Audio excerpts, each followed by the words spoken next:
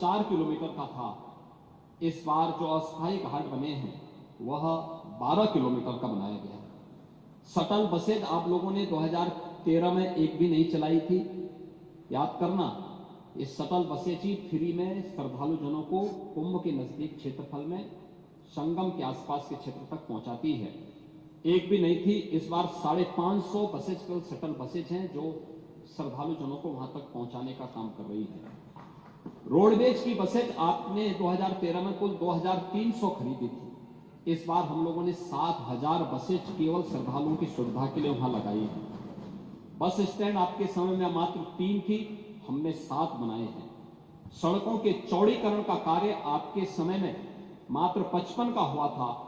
हम लोगों का सौभाग्य है कि 19 में 125 सड़कों को 2 लेन से 4 लेन, 4 लेन को 6 लेन में, और 2025 में 200 से अधिक सड़कों को हम लोगों ने इसके साथ जोड़ा है, जो 2 लेन से 4 लेन, 4 लेन से 6 लेन बनाने का काम हुआ है।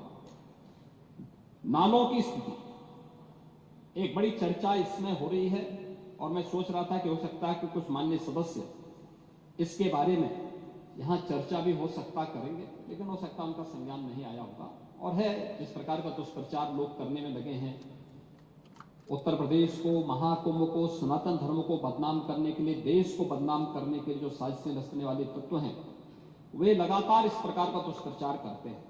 पहले मैंने कहा ना, जो काहिरा में अग्निकांड की घटना को प्रयागराज के साथ जोड़ना, नेपाल की घटना को, झारखंड की घटना को, या वेस्ट बंगाल की घटना को, या देश के अंदर की किसी बड़ी दुर्घटना को प्रयागराज के साथ जोड़ना, इस प्रकार के लगातार वीडियो सोशल मीडिया हैंडल के माध्यम से, डिजिटल मीडिया के प्लेटफॉर्म पर भी आप देख सकते हैं। ऐसे ही जल की गुणवत्ता के बारे में भी प्रश्न खड़े करने के प्रयास हुए। याद रखना, 2013 में बायोरेमेडिएशन या जियो ट्यूब की व्यवस्था बहुत सीमित थी, और परिणाम क्या था? पूरा कुंभ अव्यवस्था, गंदगी और अराजकता का एक अड्डा हो चुका था। उस स्थिति को सोचिए, जब मॉरिशस के माननीय प्रधानमंत्री 2013 में प्रयागराज महाकुंभ में पधारे थे और गंगा में गंदगी देख करके, अव्यवस्था देख करके, पॉल्यूशन की मात्रा को देख करके उन्होंने स्नान करने से इनकार कर दिया था। और 2025 में जब हम लोग आए हैं तो मैंने तो आपको आंकड़े बता दिए कि 56 करोड़ से अधिक श्रद्धालु अभी स्नान कर चुके हैं, एक सप्ताह बाकी है। 81 नालों को, यानी 261 MLD के जो वहां के नाले सभी को टेप किया गया है, और टेप ही नहीं किया गया है बल्कि उसके बारे में जो सरकार की व्यवस्थाएं बनाई गई है उसके बारे में मैं विस्तार से सदन में कहना चाहूंगा, क्योंकि बहुत सारे लोग अभी उसके बारे में दुष्प्रचार करने की अपनी उस प्रवृत्ति से बाज नहीं आएंगे, और इसलिए मैं उसके बारे में बताना चाहूंगा कि गंगा जी हो या यमुना जी हो, प्रयागराज के जितने भी वहां पे संगम स्थल से जुड़े हुए जितने भी वहां के अगल बगल के जितने भी नाले हैं, जितने भी इस प्रकार के सीवर का है, ड्रेनेज का है, सबको टेप करके या तो STP में या बायोरेमेडिएशन या जियो ट्यूब के माध्यम से उनके शुद्धिकरण के बाद ही उसे वहां पर वो किया जा रहा है। दूसरा है, ट्रीटमेंट के बाद ही उस जल को छोड़ा जा रहा है। जल की शुद्धता के जो मानक होते हैं वह 2 स्तर पर जांची जाती है। एक तो BOD स्तर पर, बायोलॉजिकल ऑक्सीजन डिमांड के रूप में, और दूसरा DO के रूप में, डिजॉल्व ऑक्सीजन के रूप में। और इन दोनों के मानक निर्धारित हैं, जिसमें BOD 3 या उससे कम होना चाहिए, और DO जो डिजॉल्व ऑक्सीजन की मात्रा है वो 5 से अधिक होनी चाहिए। जल में स्नान करने के लिए जल की जो मात्रा होती है उसमें ये मात्रा इस रूप में होनी चाहिए। और मुझे बताते हुए यहां पर मैं आपको बताना चाहता हूं कि उत्तर प्रदेश जो पॉल्यूशन कंट्रोल बोर्ड है वो लगातार वहां पे जल की मॉनिटरिंग करता है, उसकी गुणवत्ता को बनाए रखने के लिए कार्य कर रहा है।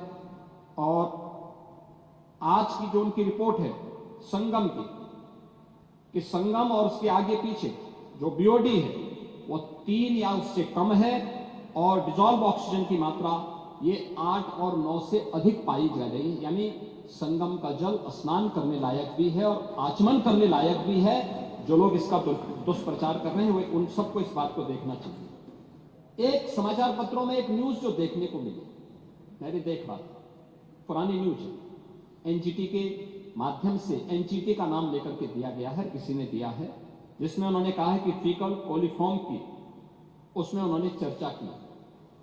ये फीकल कोलिफॉर्म की जो मात्रा उन्होंने की है, इसमें 2500 MPN यानी मोस्ट प्रोबेबल नंबर, ये उससे उसका मापक माना गया है। इससे कम होनी चाहिए 100 ml में, 100 मिलीलीटर में। और इसके जो अलग अलग नमूने लिए गए फीकल कोलिफॉर्म के लिए, ये फीकल कोलिफॉर्म बढ़ने के बहुत सारे कारण हो सकते हैं। या तो कहीं सीवेज लीकेज है, या बहुत बार होता है कि भाई इस प्रकार की नदियां हैं, कोई वह चैनलाइज तो है नहीं,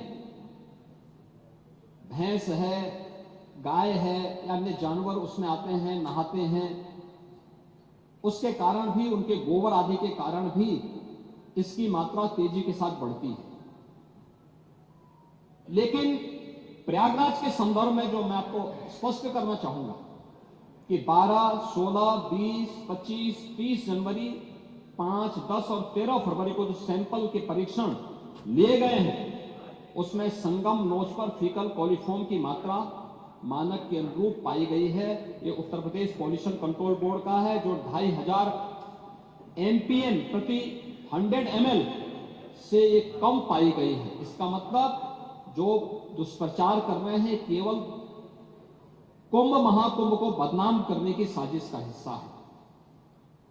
और केंद्रीय प्रदूषण नियंत्रण बोर्ड ने भी, जिनके नाम पर खबर है, उन्होंने भी 12, 13 एवं 15 जनवरी की रिपोर्ट में इसकी मात्रा को 2000 या उससे कम पाया, यानी 2500 से कम ही पाया है। यह भी इसमें मैं आपको स्पष्ट करना चाहता हूं। और महोदय, मैं इसीलिए कहना चाहूंगा कि ये जो नकारात्मक सोच है, दुष्प्रचार के माध्यम से महाकुंभ को बदनाम करने की साजिश का जो हिस्सा है, ये उन करोड़ों लोगों की आस्था के साथ खिलवाड़ है और किसी जाति, मत और मजहब से जुड़े हुई संख्या भी नहीं है और किसी वर्ग का भी नहीं है। इसमें गांव में एक सामान्य नागरिक भी आ रहा है, देश का बड़ा उद्योगपति भी आ रहा है, देश की महामहिम राष्ट्रपति भी आई, महामहिम उपराष्ट्रपति भी आए, माननीय प्रधानमंत्री जी भी आए, केंद्रीय मंत्रीगण आए हैं, स्पीकर साहब आए हैं लोकसभा के, हर, यानी देश और दुनिया की हर सेलिब्रिटी वहां प्रयागराज आ रही है। उच्चतम न्यायालय के माननीय न्यायाधीश हो या हाईकोर्ट, तमाम उच्च न्यायालयों के माननीय न्यायाधीशों की संख्या, समाज का हर तबका प्रयागराज के लिए उमड़ रहा है, हर व्यक्ति आ रहा है। और क्या प्रचार करना बुरा था क्या? क्या हमें उत्तर प्रदेश की किसी उपलब्धि को, उत्तर प्रदेश की किसी आयोजन को देश और दुनिया के सामने नहीं ले जाना है क्या? आपने प्रत्येक स्नान के समय वहां देखा होगा किस प्रकार की स्थितियां थी। श्रद्धालु हो या फिर पर्यटक हो, देशी हो या विदेशी पर्यटक हो, जो एक बार कुंभ में डुबकी लगाया और भूरी भूरी प्रशंसा किया, व्यवस्था की प्रशंसा किया, जल की प्रशंसा किया, आयोजन की प्रशंसा किया, एकात्मता की प्रशंसा किया। कौन भेदभाव हुआ? कौन तुष्टीकरण हुआ? कौन सा तुष्टीकरण है? कौन सा तुष्टीकरण इसमें है? एक तुष्टीकरण नहीं, 56 करोड़ लोगों के आने का संतुष्टीकरण है, भारत के संतुष्टीकरण है, दुनिया का संतुष्टीकरण है। ये बातें इस बात को एहसास कराती हैं कि भारत की ताकत का एहसास दुनिया कर रही है और उत्तर प्रदेश की ताकत का एहसास पूरा भारत कर रहा है कि हाँ, उत्तर प्रदेश कितने बड़े आयोजन को कर सकता है। इस आयोजन के साथ जुड़ने का सौभाग्य उत्तर प्रदेश वासियों को प्राप्त हो रहा है और उत्तर प्रदेश में भी केवल प्रयागराज इस आयोजन को कर सकता है। यह सौभाग्य उत्तर प्रदेश के अंदर प्राप्त हुआ है। मुझे अभी पिछले सप्ताह वाराणसी जाने का अवसर भी प्राप्त हुआ। और वाराणसी मैंने देखा पिछले 1.5 महीने से लाखों की संख्या में श्रद्धालु आ रहे हैं, लेकिन वाराणसी वासी भी खुश हैं। अरे साहब, देश भर से लोग आ रहे हैं, काशी में वर्ष भर से लोग आते हैं, लेकिन लाखों की संख्या में हर दिन हो, मुख्य मुख्य आयोजनों में होते थे, लेकिन लाखों की संख्या में अभिभूत होकर के जा रहा है। उत्तर प्रदेश के बारे में एक नई धारणा लेकर जा रहा है। लगातार लोग आ रहे हैं। अयोध्या धाम में वही स्थिति है, लोग बड़ी संख्या में आ रहे हैं, बड़ी श्रद्धा भाव के साथ अयोध्या के साथ जुड़ रहे हैं,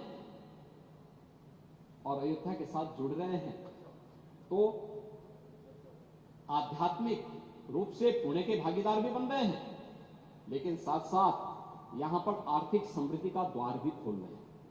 आप मुझे बताइए कि जो स्थानीय स्तर पर आ रहा होगा तो ठीक है, हमने भंडारे के आयोजन किए। पांडे जी, मैं एक बात बताना चाहूंगा, आपकी माननीय सदस्य कह रहे थे कि लोग भूखे रहे, ये हिंदुस्तान है, सनातन धर्म के आयोजन में कोई भूखों नहीं रहता है, कोई भूखों नहीं रहता है।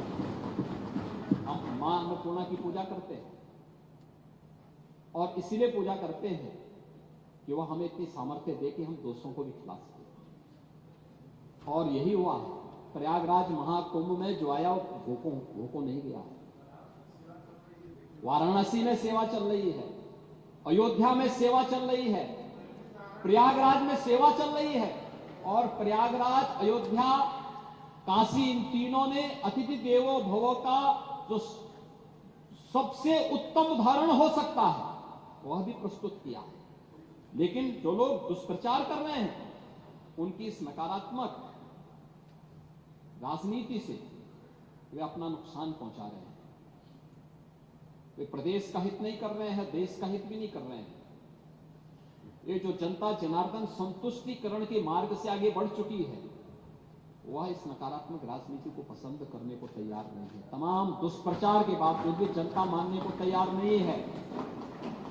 आप देख रहे होंगे, व्यवस्था करने में हमें कठिनाई हो रही है, लाइन लगी है, लोग, हर व्यक्ति आना चाहता है और उन सबका हम स्वागत भी करेंगे। हम व्यवस्थाएं दे रहे हैं, हर प्रकार का प्रयास कर रहे हैं अपने स्तर पर, लेकिन आप दूसरों को उपदेश दे रहे हैं लेकिन चुपचाप स्नान करके चले आ रहे हैं। ये बड़ी विडंबना वाली स्थिति है। और अच्छा होता पूरे समाजवादी परिवार को लेके गए होते, आगे पीछे चच्चू को भी लेके चले गए होते, तो कम से कम 2013 में तो मैं उनकी मजबूरी मान सकता था, कम से कम 2025 में तो करवा करके पुणे के भागीदार बना देते। लेकिन आपने आज भी उनको पुणे का भागीदार बनने से वंचित कर दिया। देखिए, भतीजे चले गए, चच्चू फिर वही कर ठगा अपने हैं।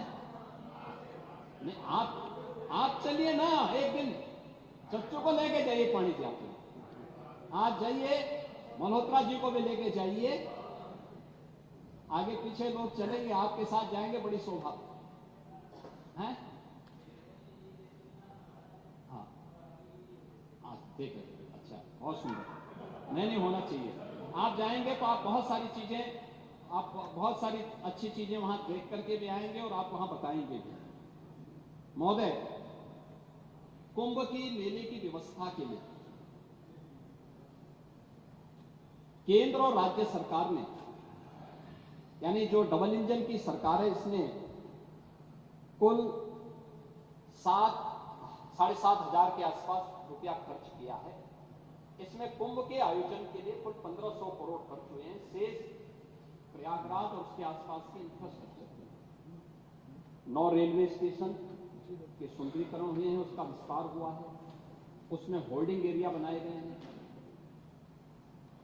प्रयागराज का जो सिविल टर्मिनल है उसका विस्तारीकरण हुआ है, जहां पर पहले केवल 2 एरोड्रम थे, आज वहां पर 6 ऐसे एरोड्रम बनाए गए हैं जिसके माध्यम से आप 6 एरोप्लेन को एक साथ वहां पे खड़ा कर सकते हैं, और पार्किंग का काफी स्पेस दिया, और मुझे बताते हुए प्रसन्नता है कि पूरे महाआयोजन के दौरान,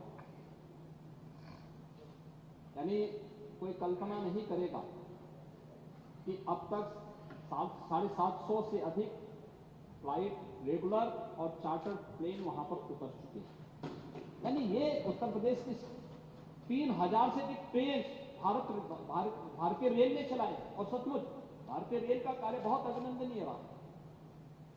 बेहतर कोऑर्डिनेशन के माध्यम से माननीय रेल मंत्री स्वयं कोऑर्डिनेशन के साथ स्वयं जुड़े थे, लगातार मेरी उनके साथ बातचीत हो रही थी। रेलवे बोर्ड के अध्यक्षों या रेलवे के महाप्रबंधक या डीआरएम अन्य स्तर के सभी अधिकारियों पूरी तत्परता के साथ इस पूरे आयोजन के साथ और लाखों की संख्या में जितनी ट्रेन मेला स्पेशल चलाने की आवश्यकता पड़ी प्रयागराज से उनके गंतव्य तक पहुंचाने के लिए उन्होंने पूरा सहयोग इसमें किया है, जिससे आयोजन इतनी भव्यता के साथ इतने दिव्यता के साथ आगे बढ़ पाया है और इसको हम इस रूप में आगे बढ़ाने का काम कर पाए हैं और सबके प्रयास लोकल प्रशासन के साथ मिलकर के कार्य आगे बढ़ाए गए। मैं जो व्यवस्था के बारे में कर रहा था कि टेंटेज की जो व्यवस्था वहां पर की गई, आपने देखा होगा कि वहां पर जो व्यवस्थाएं थी इससे पहले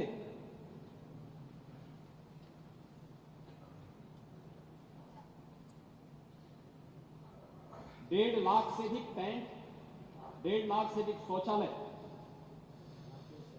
लगभग 500 किलोमीटर के चेकर्ड प्लेट, 30 पांटून ब्रिज, 2000 से अधिक चेंजिंग रूम, 67,000 बिजली के पोल और street light, 125 ambulance, 7 river ambulance, 1 air ambulance, स्वच्छता के लिए 20,000 से अधिक सफाई जो कार्मिक हैं ये सभी वहां पर लगाए गए हैं। टॉयलेट की सफाई की मॉनिटरिंग के लिए यहां पे गंगा दूत 2,500 गंगा दूत लगाए गए हैं। घाट प्रबंधन के लिए भी सहयोग करने के लिए 5,000 कुंभ सेवा मित्र लगाए गए हैं।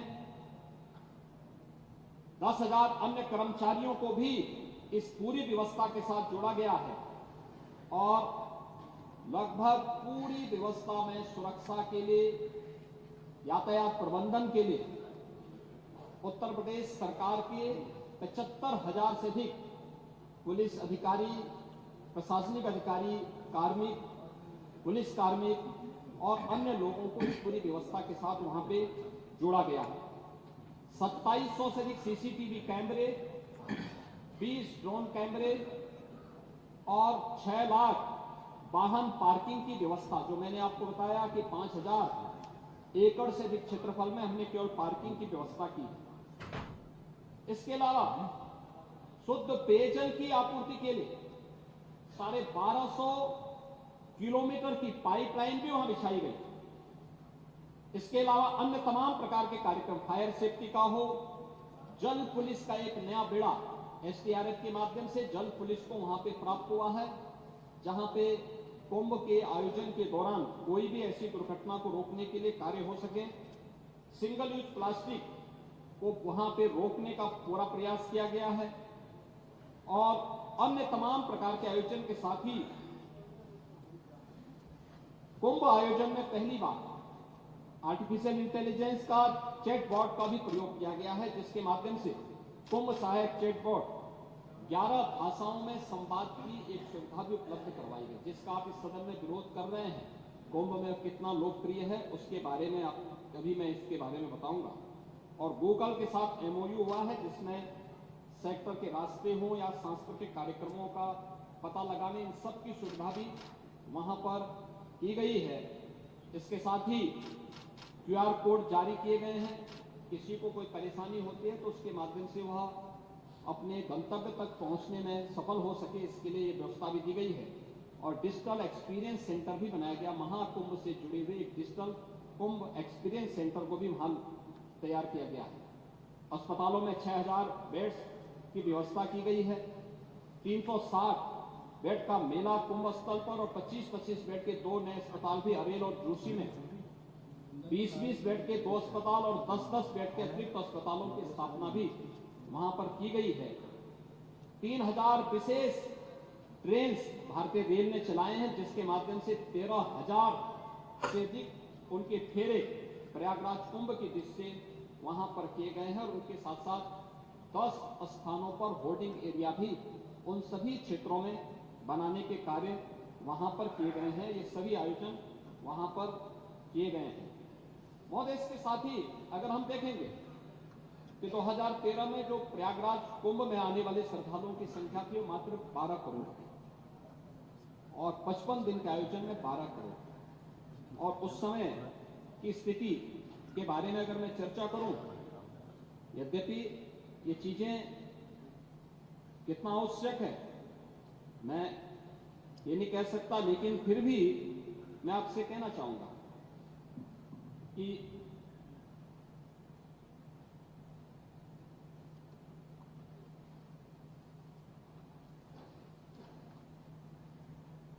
...2013 का आयोजन उस समय की स्थिति क्या थी?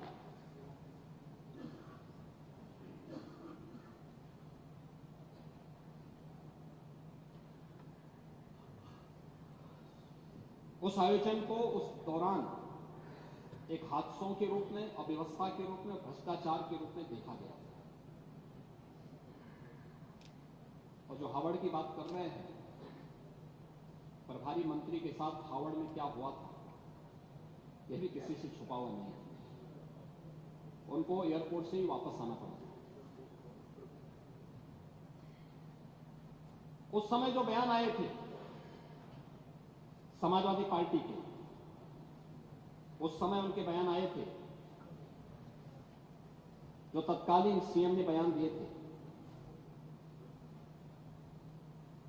इन्होंने एक तो उस समय की तत्कालीन सरकार के रेल मंत्री पर आरोप प्रत्यारोप लगाने प्रारंभ किए। फिर ये भी कहा था, हम सभी जानते हैं कि घटना किसकी चूक से हुई। उस समय एक बड़ी आग अग्निकांड की घटना भी घटित हुई, वो अभी किसी से छुपी हुई नहीं।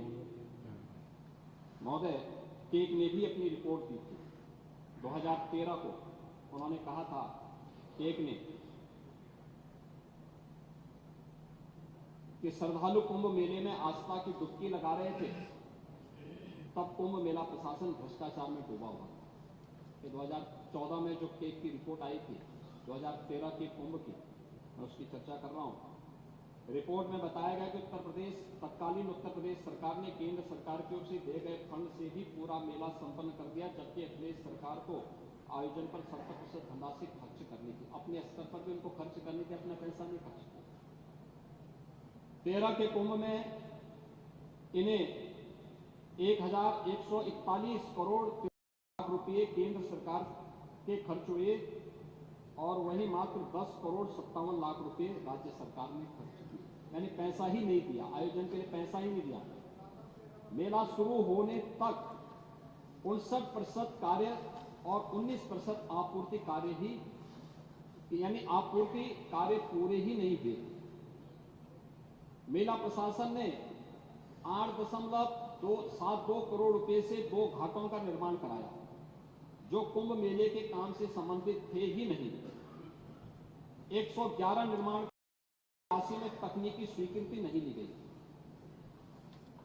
सड़क चौड़ीकरण करने का काम 57 करोड़ 41 लाख रुपए और उनकी मरम्मत में 46 करोड़ 68 लाख रुपए बिना काम का परीक्षण किए ही दे दिए गए और 9 करोड़ 1 लाख की सामग्री बिना जरूरत के खरीदी गई। मोबिलाइजेशन और मशीनरी के एडवांस भुगतान के अलावा 23 ठेकेदारों को 4 करोड़ 65 लाख रुपए सुरक्षित एडवांस देकर अनुचित लाभ पहुंचाया गया। ट्रैक्टर की लॉग बुक की जांच में पाया गया कि एक ट्रैक्टर एक ही समय में 2 स्थानों पर कार्य कर रहा था। 30 मजदूर एक ही समय में 2 स्थानों पर कार्य में दिखाए गए। ट्रैक्टरों की आपूर्ति के अनुबंध में सभी टैक्स शामिल थे। इसके बावजूद 2 ठेकेदारों को सेवा कर का अलग से भुगतान किया गया। शौचालयों की कमी होने की वजह से एक दिन में औसतन 900 लोगों ने एक शौचालय का इस्तेमाल किया। कई स्थानों पर देखा गया कि पुरुष और महिला शौचालयों के बीच विभाजन दीवार भी नहीं थी। 50% कल्पवासियों को बीपीएल कार्ड उपलब्ध कराए गए। उनको भी राशन कार्ड तब मिले जब मेला की 4 पावन तिथियां बीत चुकी थी। उन्हें कम दरों पर खाद्य सामग्री उपलब्ध नहीं हो सकी। पेयजल के लिए लगाए गए नलों में हर हफ्ते पानी के नमूने ले जाने थे। 201 में से महज 6 नलकूपों में सिर्फ 6 नलों में ही नमूने ले गए। स्नान घाटों पर कपड़े बदलने के लिए कोई चेंजिंग रूम नहीं था। चेंजिंग रूम नहीं बनाए गए थे। कई पेंटून पुलों पर रेत, जल पुलिस और एम्बुलेंस की व्यवस्था भी नहीं थी। केक ने मेले में सड़क चौड़ी करने और सड़क की मरम्मत से लेकर घाटों के निर्माण का भीड़ के नियंत्रण करने के लिए बैरिकेडिंग करने के काम में भी भ्रष्टाचार पाया। यह है 2013 की व्यवस्था। और जो लोग स्वयं दुर्व्यवस्था के लिए जाने जा रहे थे, उन लोगों ने कैसे इस पूरे आयोजन को बदनाम करने के लिए किया है, और मैं उसके बारे में भी आगे भी बताऊंगा।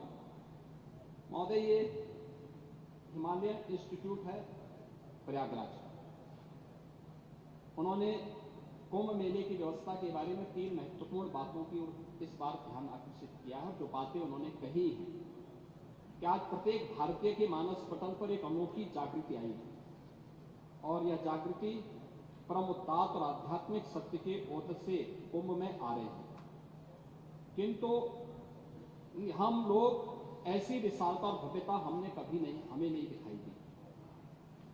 अनंत विविधताओं को अपने में समेटे हुए यह कुंभ मेला अपने आप में अद्वितीय है। इस मेले में सभी राष्ट्रों, धर्मों और विचारधाराओं वाले लोग भाग ले रहे हैं और लाभान्वित हो रहे हैं। यह मेला प्रगति के पथ पर अग्रसर महान भारत देश की आध्यात्मिक संपत्ति और उसकी सर्वांगीण संस्कृति सभ्यता की आराधना स्वरूप है। दूसरा, उन्होंने कहा, समूचे विश्व के आध्यात्मिक जिज्ञासु तथा सामान्य मानव समाज कुंभ मेले के प्रति जागरूक हो गया है। यह कुंभ मेला भारत के अगाध आध्यात्मिक परंपराओं के मूल स्रोत दर्शित करता है और प्रदर्शित करता है कि अनोखी विधि विश्व की अनेक विचारधाराओं को नेतृत्व कर रही है। तीसरा, उन्होंने कहा कि कुंभ मेले का ऐसा रूप देने में कितना प्रयत्न करना पड़ा होगा, कितने संसाधन जुटाने पड़े होंगे, कितनी बुद्धिबल, धन, जनशक्ति, विशेष रूप से उच्च स्तरीय नेतृत्व शक्ति का संचय और सदुपयोग किया गया होगा। इसका अनुमान कुंभ मेले में प्रवेश करके ही हो जाता है। कुंभ मेले की सफलता की इस चोटी पर पहुंचाने के लिए सरकार के शीर्षस्थ पद पर विराजमान समस्त अधिकारियों और प्रशंसा के धन्यवाद के पात्र हैं। इस महान पर्व को विश्व के मानचित्र पर सदा के लिए सर्वोच्च पद पर आसीन करने के लिए आप सबका हम सत नमन और आभार व्यक्त करते हैं। हिमालयन इंस्टीट्यूट ये पत्र जारी करता है अपने यहाँ से।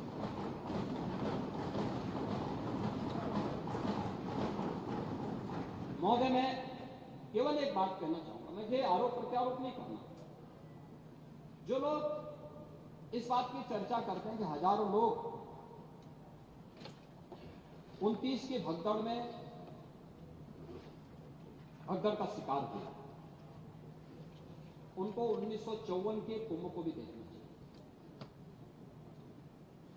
1954 800 से अधिक श्रद्धालुओं की मौत हुई थी, और यह दुर्भाग्यपूर्ण घटना तब हुई थी जब तत्कालीन प्रधानमंत्री और तत्कालीन महामहिम राष्ट्रपति एक दिन पहले इस महाकुंभ में भागीदार बने। 1976, 1974 और 1986 के कुंभ के आयोजन में सैकड़ों लोगों की मौत हुई। तो आज हमें आईना दिखाने का काम कर रहे हैं। वे लोग आज इस महाआयोजन पर प्रश्न खड़ा कर रहे हैं। महोदय, वीआईपी कल्चर की बात वो करते हैं जो मुंह पे चांदी का चम्मच लेकर के ही पैदा हुए, जीवन भर जिन्होंने वीआईपी सुविधा ली, अगर थोड़ी सी वीआईपी सुविधा इधर उधर नहीं कि जमीन आसमान को एक कर लेते हैं। ये प्रयागराज महाकुंभ में वीआईपी कल्चर अगर कुंभ में होता तो आप मुझे बताइए 56 करोड़ लोग इन 38 दिनों में, इन 37-38 दिनों में क्या त्रिवेणी में आस्था की पावन डुबकी लगा पाते? समाजवादी पार्टी के माननीय सदस्य का यह कहना कि अमृत स्नान नहीं हुआ है या मुहूर्त के अनुसार नहीं हुआ है, अच्छी बात है कि अब आप मुहूर्त भी देखने लग गए। ये अच्छी बात है कि आप लोग मुहूर्त देखने लग गए, लेकिन सच्चाई ये है कि मौनी अमावस्या के दिन जब एक दुर्भाग्यपूर्ण घटना घटी थी तो उस समय प्रयागराज के अंदर मेला क्षेत्र में ही 5 करोड़ से अधिक श्रद्धालु थे। प्रयागराज सिटी पूरी तरह पैक थी। जिस सिटी की क्षमता ही 25 करोड़ जनसंख्या को अपने अंदर समाहित करने की हो, वहां अगर 25 लाख की जनसंख्या को अपने अंदर समाहित करने की हो, अगर वहां 2 करोड़ लोग आएंगे तो थोड़ा सुविधा तो हो। और ये 2 करोड़ लोग प्रयागराज सिटी और उसके अगल बगल के क्षेत्र में, सरकार ने 24 घंटे पहले से इस प्रकार की व्यवस्था भी दी थी। एक दिन पहले ही जौनपुर, मिर्जापुर, भदोई, चित्रकूट, महोबा, फतेहपुर, कौशाम्बी, प्रतापगढ़, इन सभी जनपदों में होल्डिंग एरिया बना करके वहां पे पार्किंग स्पेस दे करके श्रद्धालु जनों को रोका। और महोदय लगभग 2 लाख बसें वहां पे रोकी गई थी, यानी लगभग 2 करोड़ श्रद्धालुओं को हम लोगों ने इन क्षेत्रों में पहले दिन ही रोका हुआ। और मैं धन्यवाद दूंगा कि स्थानीय प्रशासन ने भी और स्थानीय जनता ने, उत्तर प्रदेश वासियों ने आतिथ्य सेवा का उत्कृष्ट उदाहरण प्रस्तुत किया इन जनपदों में। लगातार 24 घंटे पर, यानी एक दिन पहले 28 जनवरी को 5 करोड़ श्रद्धालुओं ने वहां स्नान किया महाकुंभ में। और भीड़ के उस प्रेशर को हम देख रहे थे, एक एक क्षण पूरा प्रशासन, पूरा शासन इसमें लगा रहा, एक एक क्षण लगा रहा।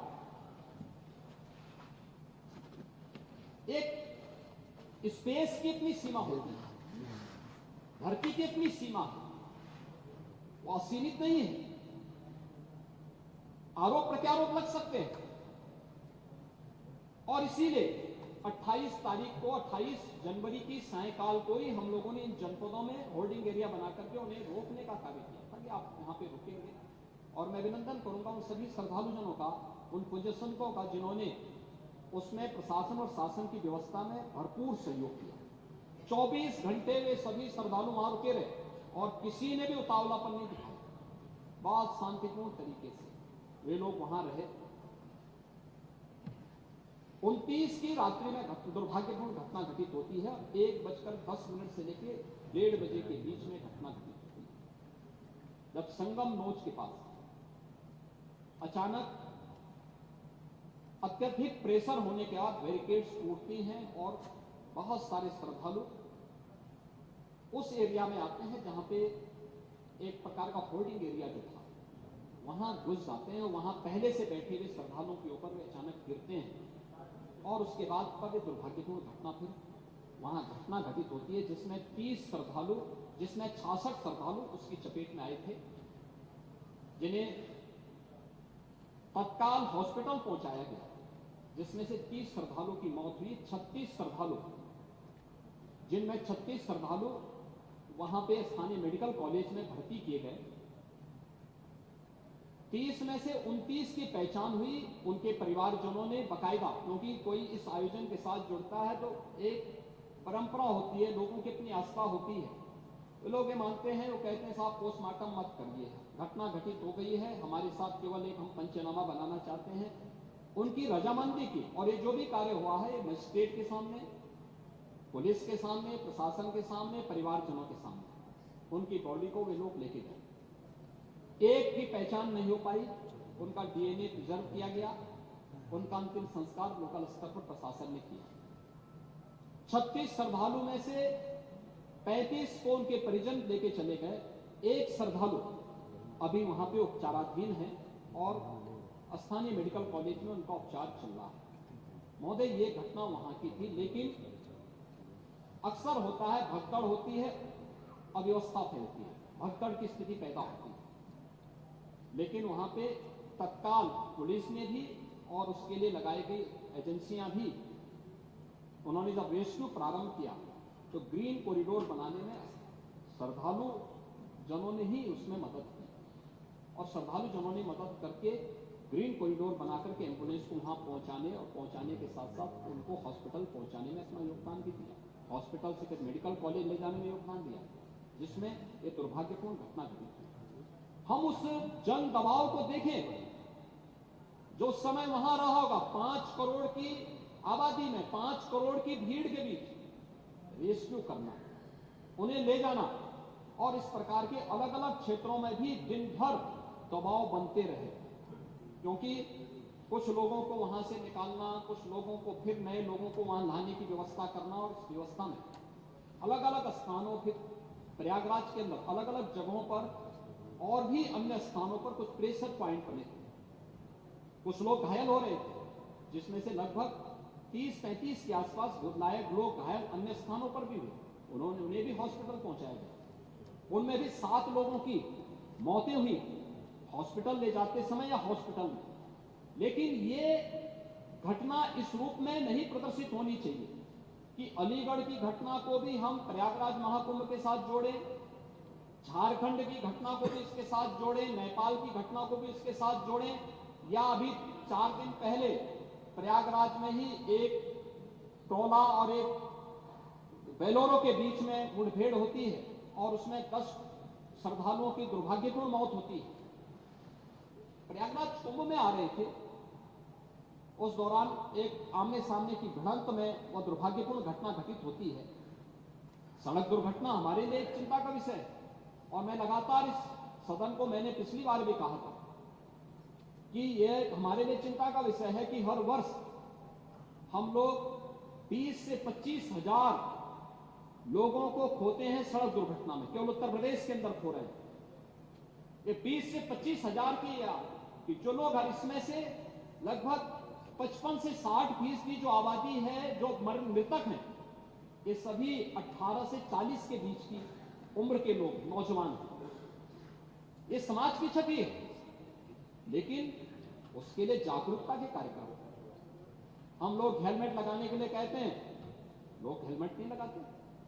हम लोग कहते हैं भाई आप फ्रंट सीट में बैठ रहे हैं, सीट बेल्ट लगाइए, नहीं लगाते। बहुत सारे वीआईपी भी नहीं लगाते।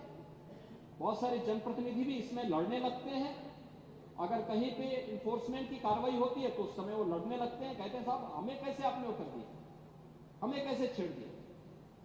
अब ये व्यवस्थाएं तो बनाई गई, लेकिन इनको भी महाकुंभ के आयोजन के साथ जोड़ना, मुझे लगता है ये महाकुंभ के साथ न्याय नहीं होगा। और इसलिए मैं बड़ी विनम्रता के साथ कहूंगा कि जो ये बातें हो रही हैं कि राजनीति में जहां पर 56 करोड़ से अधिक श्रद्धालु इस पूरे आयोजन के साथ, अभी 1 सप्ताह का समय बाकी है, और इस पूरे आयोजन के से सहभागी बन करके अपनी आस्था को व्यक्त करके भारत के सनातन धर्म की इस आस्था के प्रति नतमस्तक हो रहा है, भारत को, भारतीयता को पहचान देने के लिए उतावला दिख रहा है। हर व्यक्ति देश के अंदर और दुनिया के अंदर जहां कहीं भी सनातन धर्मावलंबी है या भारत के अंदर किसी भी क्षेत्र का नेतृत्व वर्ग है, हर व्यक्ति की दृष्टि एक बनी हुई है, और वह है कि महाकुंभ के आयोजन में भागीदार बनने का, महाकुंभ के आयोजन में एक बार भागीदार बनने का अवसर है। कौन नहीं आना, कौन, हर तबके का व्यक्ति आ रहा है, क्या हम उनको मना करें? इसलिए मना कर दें? ये सरकार की जिम्मेदारी है कि श्रद्धालुओं को कोई दिक्कत ना हो, लेकिन इसको दुष्प्रचार के रूप में लेना। 3 बजे जब ये घटना घटित हुई, रेस्क्यू के कार्य और आगे कोई दुर्घटना न हो, तो इसके लिए 3 बजे ब्रह्म मुहूर्त 3 बजे 29 को मैंने स्वयं अखाड़ों से इसके बारे में अनुरोध किया कि आपको कुछ देर के लिए अमृत स्नान स्थगित करना होगा, और इसके लिए हमने अधिकारी भेजे। अधिकारीगण पहले से भी मौजूद थे, मेरी बातचीत हुई बहुत सारे लोगों से, बहुत सारे लोगों ने कहा कि नहीं, हम लोग सहमत हैं, घटना दुर्भाग्यपूर्ण है, लेकिन इसको जब भी आप तय करेंगे, पूरे दिन भर मुहूर्त है, मुहूर्त की कोई एक 29 तारीख को दिन भर का मुहूर्त था, कोई एक निश्चित तिथि समय नहीं था, और इसलिए जब भी आप कहेंगे हम उसके लिए उस समय अमृत स्नान करेंगे। पहले श्रद्धालुओं को ये अवसर मिलना चाहिए। और समाजवादी पार्टी के राष्ट्रीय अध्यक्ष का यह कहना या माननीय सदस्य संग्राम सिंह यादव का यह कहना कि लोगों ने स्नान नहीं किया या मुहूर्त में स्नान नहीं किया, ये सरासर असत्य है। ये मुझे लगता है तथ्यों को झुटलाने जैसी वक्तव्य है। अमृत स्नान हुआ, 6 मुख्य स्नान हुए, 6 स्नान हुए थे, उसमें 3 अमृत स्नान हुए। 6 स्नान में पौष पूर्णिमा का 13 जनवरी को हुआ था। पहला अमृत स्नान ये मकर संक्रांति का था। इसके उपरांत मकर संक्रांति के बाद जो दूसरा अमृत स्नान था वो मौनी अमावस्या का था, वो 29 जनवरी को था। और इसमें भी सभी 13 अखाड़ों ने, जिसमें 7 शैव अखाड़े हैं, 3 वैष्णव अखाड़े हैं और 3 उदासीन अखाड़े हैं, इन सभी ने इस स्नान में भाग लिया था और सबने उस आयोजन का हिस्सा बना था। सबने अपनी आंखों से देखा है कि सभी लोग स्नान कर रहे हैं, लेकिन दुर्भाग्य है कि उस सच्चाई को भी समाजवादी पार्टी ने झुटलाने का काम किया है। कह रहे हैं कि साहब जो है अमृत स्नान नहीं हुआ। संतों पे लाठीचार्ज आप करते हैं, संतों का अपमान आप लोग करते हैं, संतों के बारे में किस किस प्रकार की दुर्भाग्यपूर्ण टिप्पणी आपका सोशल मीडिया प्लेटफॉर्म करता है, और आप लोग संतों के बारे में इस प्रकार की टिप्पणी करने के बाद आज कहते हैं उनकी वकालत कर रहे हैं। अरे संतों ने ही इस आयोजन को आगे बढ़ाया था और संतों ने इस आयोजन में भागीदार बनकर के दूसरे अमृत स्नान में भी भागीदार बने थे, जो कुंभ का तीसरा स्नान था। और चौथा स्नान जो तीसरा अमृत स्नान था बसंत पंचमी का, वह भी पूरी भव्यता के साथ हुआ। सभी अखाड़े उसमें सहभागी बने थे, सबने देखा था, सभी मीडिया चैनल ने उनको लाइव दिखाया था।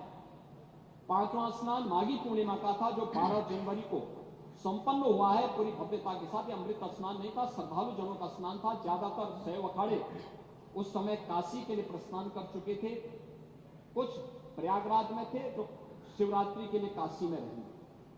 वैष्णव अखाड़े कुछ हैं, कुछ लोग अयोध्या और वृंदावन जा चुके हैं, चित्रकूट जा चुके हैं, लेकिन ये आयोजन पूरी भव्यता के साथ वहां हुए। और 5वां छठा स्नान अभी होने जा रहा है महाशिवरात्रि के दिन 26 फरवरी को। लेकिन इतना आप लोग, यानी आज के समय में जब media, social media, visual media और प्रिंट मीडिया इतना आगे बढ़ चुका है, और तब भी समाजवादी पार्टी इतना झूठ बोल रही है कि स्नान नहीं हुआ।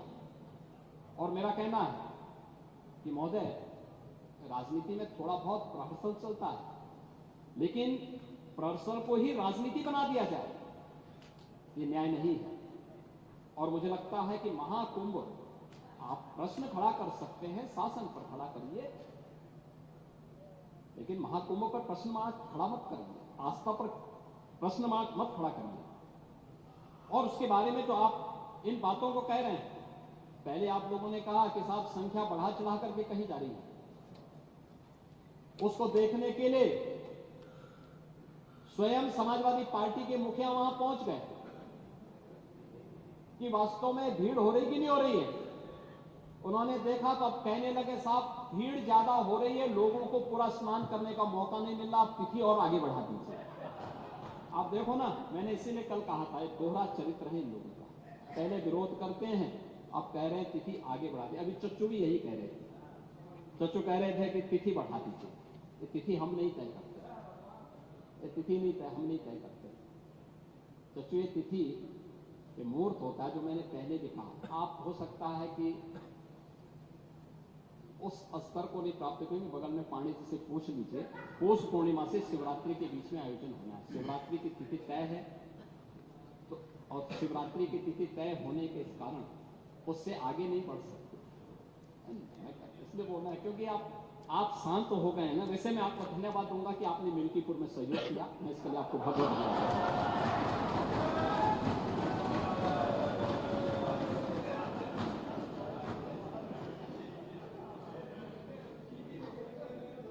चच्चू को बोलूंगा, नहीं चच्चू उसमें भक्त से बात।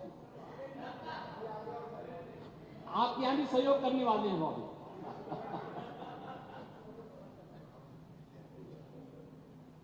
महोदय, ये महाकुंभ का आयोजन जो आदरणीय प्रधानमंत्री जी के मार्गदर्शन में, पूज्य संतों के सानिध्य में इतना विराट आयोजन बना है, ये एकात्मता का एक महाकुंभ है। और मैं आपकी परेशानी समझ सकता हूं, जो आपकी विभाजनकारी राजनीति है, जो आपकी जाति जाति के बीच में विखंडन करने की राजनीति है, इसका जवाब देश ने भी दे दिया और उत्तर प्रदेश ने भी दे दिया। देश ने हरियाणा, महाराष्ट्र और दिल्ली की विजय के रूप में यह जवाब दिया।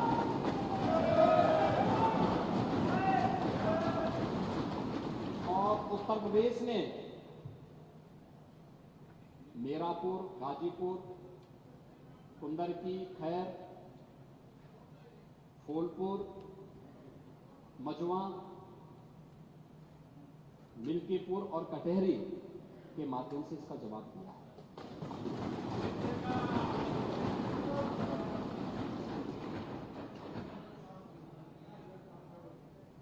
पानी जी, आपको प्रचार करने से किसने रोका?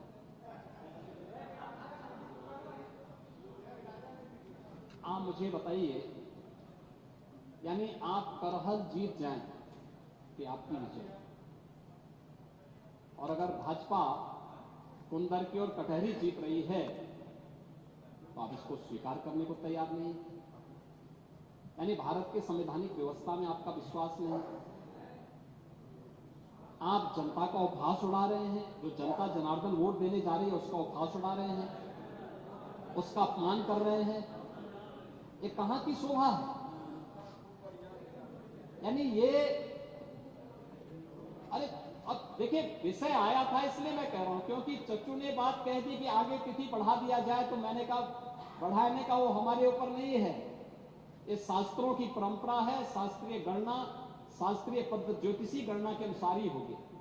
और ये पौष पूर्णिमा से शिवरात्रि, महाशिवरात्रि के बीच में होना है, तो उन्हीं तिथियों में होना है। वैसे चच्चू कहीं भी जाके स्नान कर सकते हैं, कोई समस्या नहीं, उनके लिए सुविधा रहेगी। और प्रयागराज में पूरी सुविधा हम लोग देंगे महोदय। लेकिन एकात्मता का संदेश देने वाला महाकुंभ, पूरे आयोजन को हम लोगों ने उस रूप में जोड़ा है। और जो यहां पर चर्चा हो रही है, एक भाव देखने को मिला है, एकात्मता का भाव। उस एकात्मता के भाव ने तो हम सबको और दुनिया को जरूर इस एकता के उस सूत्र में जोड़ने का कार्य तो किया। डिजिटल कुंभ पे भी प्रश्न खड़ा हो रहा है। और महोदय, मैं इसके बारे में भी आपसे चर्चा करूं, इसके बारे में मैं सदन का ध्यान आकर्षित करना चाहूंगा कि दुष्प्रचार की अपनी एक सीमा होती है। दुष्प्रचार की अपनी एक सीमा होती है, और कितना दुष्प्रचार हमारे विपक्ष के मित्रगण करेंगे। मैं देख के भौचक हूं कि कैसे ये लोग पूरी व्यवस्था को झुठलाने का काम कर रहे थे और किस प्रकार की व्यवस्था पैदा करने का काम कर रहे थे।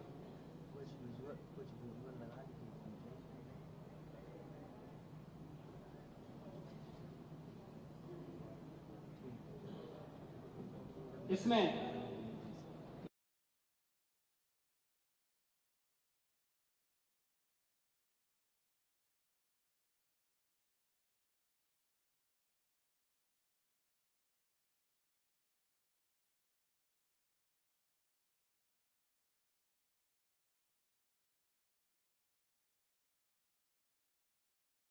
कि 22,000 से अधिक श्रद्धालु जो इस पूरे आयोजन के दौरान अलग अलग समय में मिसिंग हुए थे, यानी गायब हुए थे, अपने परिवारजनों से उछड़े थे, जिसमें से एक समाजवादी पार्टी ने भी लिखा कि महाकुंभ में मची भगदड़, सरकारी अव्यवस्था, कुप्रबंधन, भ्रष्टाचार के कारण हजारों लोग लापता हैं। कौन मरा कौन जिंदा कुछ पता नहीं चल रहा है। सिर्फ गोरखपुर क्षेत्र के 2 मंडलों में ही 35 लोग लापता हैं। महोदय, इसका जवाब हिंदुस्तान ने अगले दिन दिया कि महाकुंभ में लापता सभी श्रद्धालु घर पहुंचे। ये है आपकी सच्चाई। कितना झूठ बोलेंगे, उसकी एक सीमा होती है। ऐसे ही द हिंदू ने दिया है Mahakumbh stampede 4 missing Telangana women found से। ये हिंदू लिखता है कुंभ के बारे में। अपनों से बिछड़े 44 श्रद्धालु घर पहुंचे, ये गोरखपुर का है। और डिजिटल खोया पाया सेंटर लोगों को खोजने में कर रहा है मदद। 20,000 से ज्यादा बिछड़ों को अपनों से मिलाया। अमावस्या पर, मौनी अमावस्या में सबसे ज्यादा परिवार से हो गए थे दूर, और ये सभी लोग मौनी अमावस्या के दिन 8,725 लोगों को, उनके परिजनों को सुपुर्द किया गया। मकर संक्रांति में पौष पूर्णिमा 13 जनवरी को, मकर संक्रांति 14 को और 15 जनवरी को 598 श्रद्धालुओं को उनके परिजनों से मिलाया गया। और बसंत पंचमी के दिन 2, 3 और 4 फरवरी को 813 श्रद्धालुओं को डिजिटल खोया पाया केंद्र की मदद से उनके परिवारजनों को मिलाने का काम किया। यानी दुष्प्रचार की भी एक सीमा होती है, और उस सीमा को भी आज आप लोगों ने पार करके इस पूरे आयोजन को बदनाम करने की कोई कोर कसर नहीं छोड़ी है। और इसलिए महोदय, जो भी आयोजन प्रयागराज में आयोजित हो रहा है, उस पूरे आयोजन के प्रति प्रदेश की सद्भावना है, प्रदेशवासियों का सहयोग है। स्थानीय स्तर पर थोड़ा बहुत लोगों को कठिनाई जरूर हो रही होगी, लेकिन वे आनंदित भी हो रहे हैं। अतिथि भी आ रहे हैं और देश और दुनिया को देखने का एक अवसर भी उन्हें प्राप्त हो रहा है। इसके साथ ही इस आयोजन के साथ महोदय, मुझे बताते हुए यह भी एक मैं थोड़ा बताना चाहूंगा कि यह आयोजन दुनिया का सबसे बड़ा आयोजन कैसे बन चुका है। दुनिया के जो सबसे बड़े आयोजन है, जिसमें जर्मनी का अक्टूबर फेस्ट, इसमें 72 लाख पर्यटक आते हैं। रियो कार्निवल ब्राजील का है, इसमें 70 लाख पर्यटक आते हैं। और हज मक्का में 25 लाख श्रद्धालु पहुंचते हैं। ये कुल दुनिया की आयोजन की स्थिति है। और अकेले महाकुंभ अभी एक सप्ताह बाकी है, 56 करोड़ की सीमा लांघ चुका है। महोदय, भारत और चीन के अलावा दुनिया में किसी भी देश की आबादी इससे ज्यादा नहीं है। यूरोपीय संघ की जो आबादी है वह कुल है 44 करोड़ 90 लाख। महाकुंभ में उससे भी ज्यादा लोग पहुंच चुके हैं। संयुक्त राज्य अमेरिका की आबादी है 34 करोड़ 66 लाख, उससे ज्यादा लोग महाकुंभ में आ चुके हैं। पाकिस्तान, बांग्लादेश, इनकी टोटल आबादी को भी जोड़ देंगे, उससे भी ज्यादा हमारे महाकुंभ में लोग आ चुके हैं।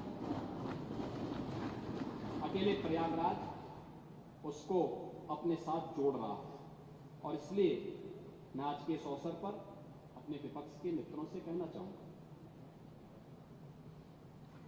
आप इसके लिए सदन में मुद्दा उठा सकते हैं, हमें कोई आपत्ति नहीं, हम रोक भी नहीं सकते,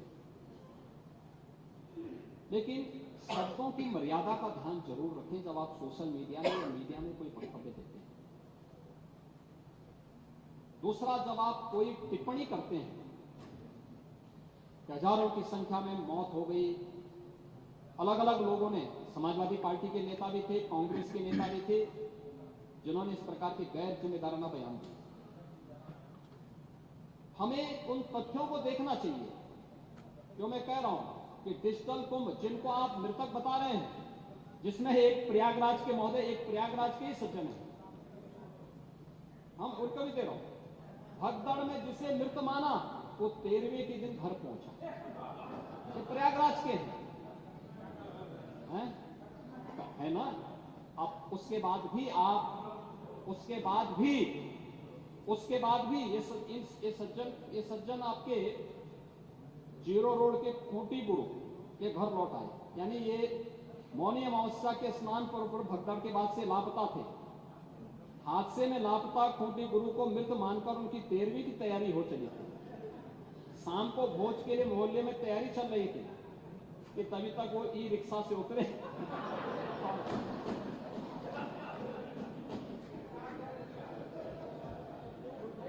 अब बताओ, ये दुष्प्रचार आप लोग कर रहे थे।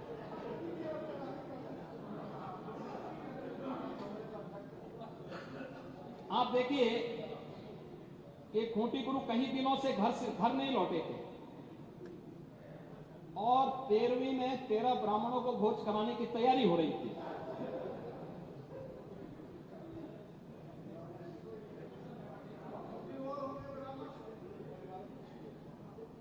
खूंटी गुरु ही रिक्शा से उतरे और उनको देखने के लिए बड़ा आयोजन ही निरस्त करना पड़ा था।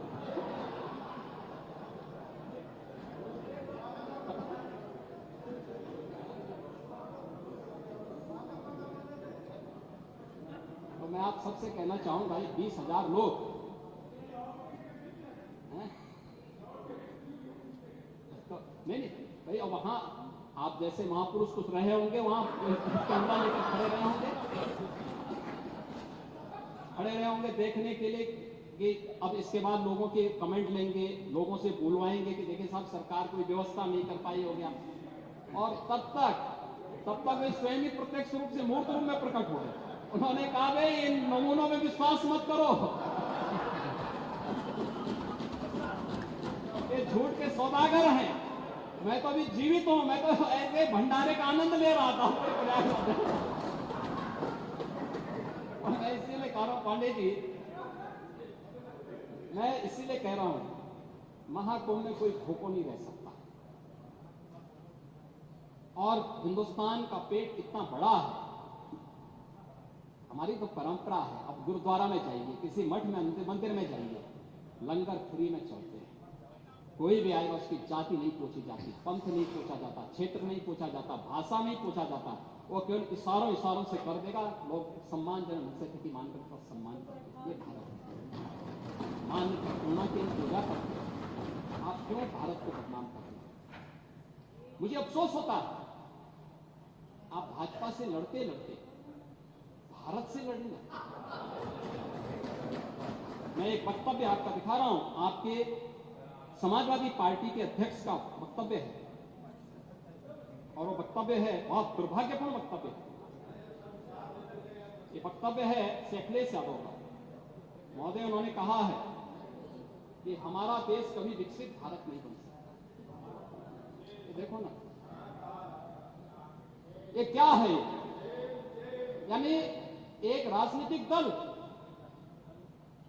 अपने देश के प्रति इतनी दुर्भावना रखता है, और इसलिए देश अब इस बात को कहने लग गया है कि अगर श्री राहुल गांधी की उपस्थिति भाजपा की जीत की गारंटी है, तो उत्तर प्रदेश में से अखिलेश यादव की उपस्थिति भाजपा की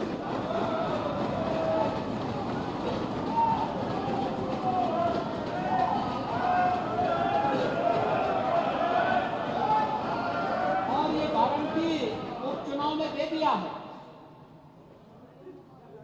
एक उपचुनाव दे चुका हो, ठीक ही बात है, फिर पप्पू और टप्पू में खत्म कर नाम का असर होता है। चच्चू ने वैसे थोड़ा नाम रखा, ठीक है, चच्चू भी शांत हैं, लेकिन समय आने पे अपना ओस दिखाएंगे। महोदय, मैं विनम्रता से कहूंगा कि महाकुंभ पे राजनीति नहीं, अपनी बात को रखें शालीनता के साथ, मर्यादा के साथ, लेकिन जो लोग जीवित हैं, अपने परिवार के साथ मिल रहे हैं, उनको मिलता क्यों? और पांडे जी, आप तो इतने बुजुर्ग हैं, इतने वरिष्ठ हैं, हमारे यहाँ तीर्थ यात्राएं होती थी, लोग जाते थे, बड़े श्रद्धा के साथ जाते थे, हमारी आस्था है, कैसे आप इसको रोक सकते हैं? लेकिन उनको बदनाम मत करिए, उनकी श्रद्धा के साथ खिलवाड़ मत करिए। मैं तो तेलंगाना का भी उदाहरण आपको दे दिया, उत्तर प्रदेश का मैंने दिया, गोरखपुर का मैंने दिया, प्रयागराज का मैंने दिया। और जो लोग प्रयागराज में भगदड़ के शिकार हुए हैं या फिर विभिन्न रोड एक्सीडेंट के शिकार हुए हैं, सरकार की पूरी संवेदना है, सरकार उनके साथ खड़ी होगी। और इन सभी घटनाओं की जांच करने के लिए इसीलिए सरकार ने एक जुडिशियल कमीशन का गठन किया। जुडिशियल कमीशन अपना काम कर रहा है, तथ्य भी मांगेगा, जानकारी भी मांगेगा, हर एक स्तर की जानकारी लेगा। और मैं सदन को इस बात के लिए आश्वस्त करना चाहूंगा, इस बात के लिए आश्वस्त करूंगा कि प्रयागराज भगदड़ का कोई गुनाहगार होगा तो बख्शा भी नहीं जाएगा, कोई भी होगा, कहीं भी छुपा होगा, किसी भी स्तर पर होगा, कितना भी बड़ा क्यों ना हो, वो किसी भी स्थिति में बचेगा नहीं। ये मैं आप लोगों को आश्वस्त करता हूं, पूरे सदन को आश्वस्त करता हूं। लेकिन मैं आपसे एक बात में विनम्र अपील भी करूंगा, आयोजन किसी पार्टी का, किसी सरकार का नहीं है। सरकार ने अपनी जिम्मेदारियों का निर्वहन किया है, प्रशासन अपनी जिम्मेदारियों का निर्वहन कर रहा है। यह आयोजन समाज का है, भारत का है, सनातन धर्म का है, और सनातन धर्म को और भारत को कृपया अपने राजनीतिक स्वार्थ के लिए बदनाम मत करिए। यही मेरी आप सबसे अपील थी। धन्यवाद।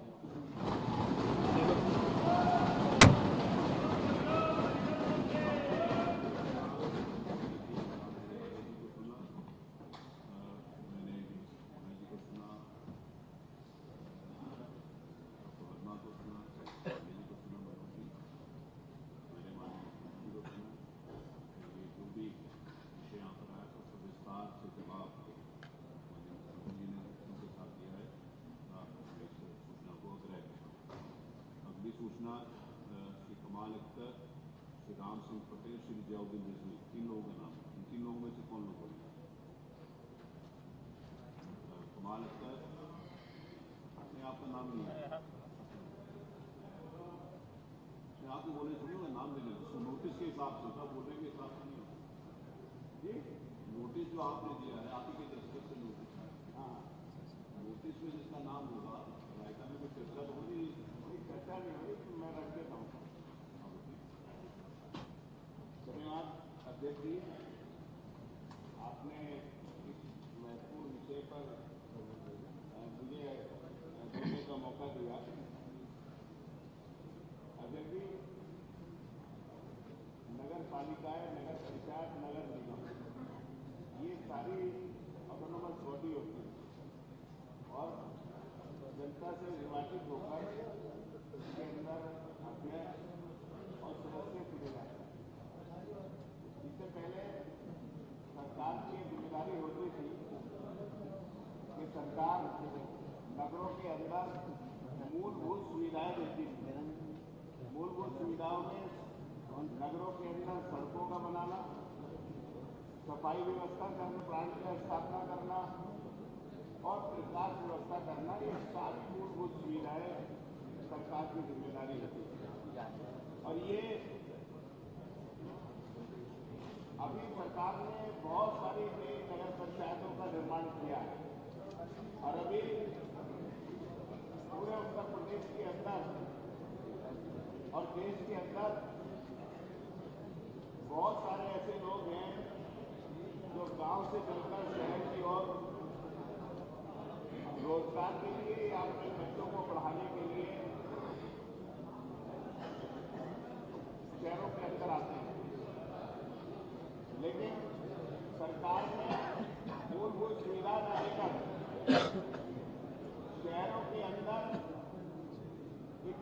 सारी कर लगाने की तैयारी जीआईएस सर्वे के तहत की। पहले अधिकार नगर पालिका, नगर पंचायत इनके बोर्ड का हुआ करता था।